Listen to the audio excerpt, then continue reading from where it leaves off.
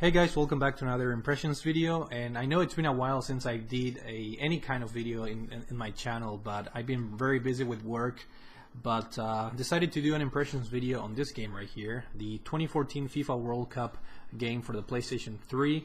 And what better way to celebrate the upcoming World Cup, which starts in a few days, than to play the official game. And I got a really good deal for this game. I got it at Best Buy, and they had a really good promotion, because otherwise I would have not bought this game.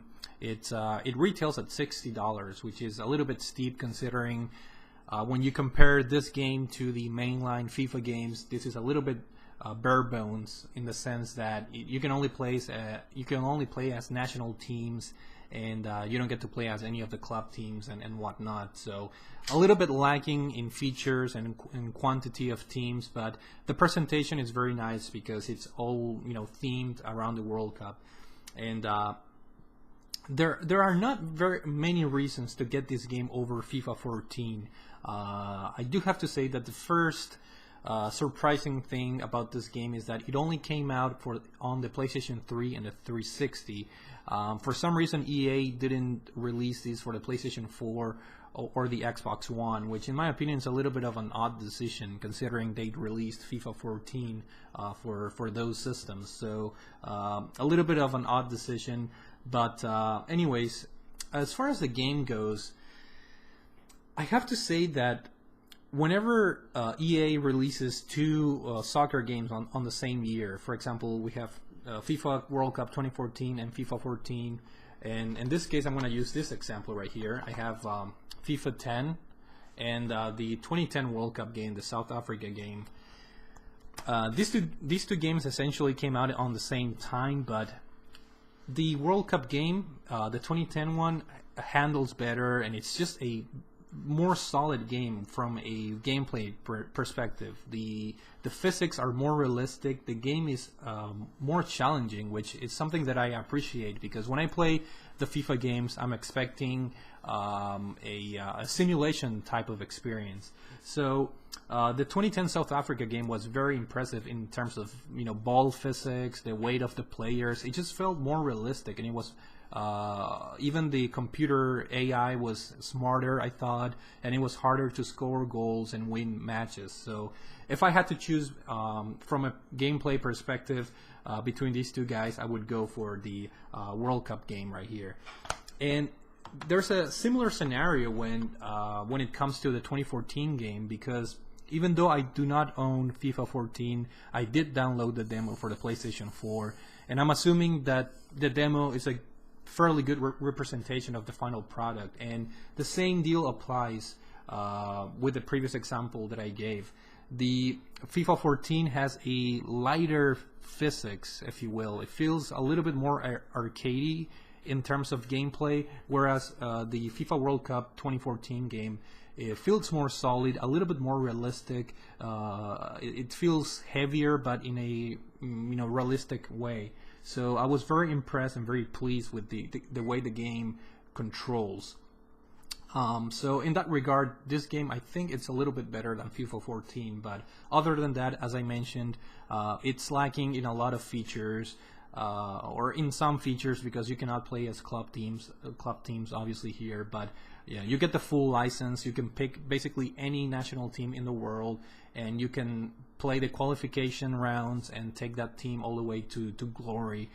Make that team qualify for the World Cup and win the World Cup. This game is also very features online gameplay, which I haven't really delved into it yet.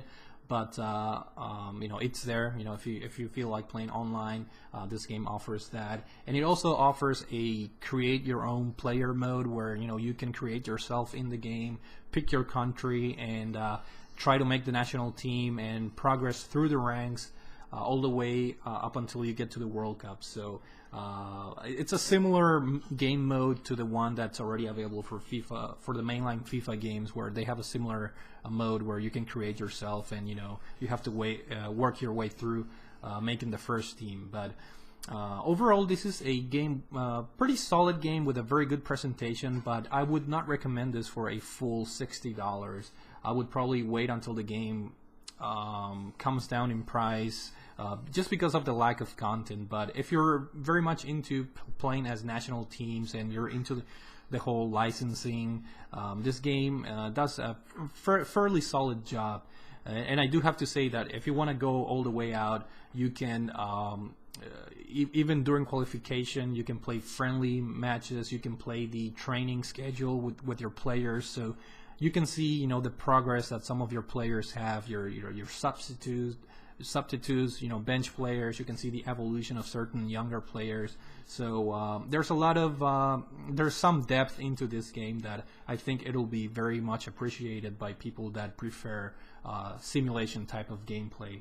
But other than that, it's a solid game. Graphics wise, it did not really impress me. There are some hiccups when it comes to the frame rate when you play the game, but otherwise, you know, the graphics are average, if you will. If you have played previous FIFA games on the PS3 and the 360, you basically know what to expect, but nothing spectacular, nothing memorable. The game does have a lot of themed songs as far as the soundtrack, and it also features this new radio type show where in between games you can listen to you know, the commentators talk about your team's progress and whatnot. So really small details that add a little bit to the experience, but I think overall this game it's solid, but I would not recommend it, you know, as a day one purchase or as a full $60 purchase. But if you're into collecting games, and I like soccer games, obviously, I think this may be one of those rare games in the near future, in the sense that obviously the PlayStation 3 and the 360 are nearing you know, the end of their life cycle. So I don't foresee this game being, you know, produced you know, in mass out there. So it could be a very nice addition if you like sports games or soccer games to your collection. So I'm happy. Like I said, I didn't pay full price for this game, so I thought it was fair to enjoy this game for what I paid for. But if you're looking for this game, I would recommend waiting until a price drop comes in. So that's it for now. Hopefully you guys enjoyed the video, and thank you for watching.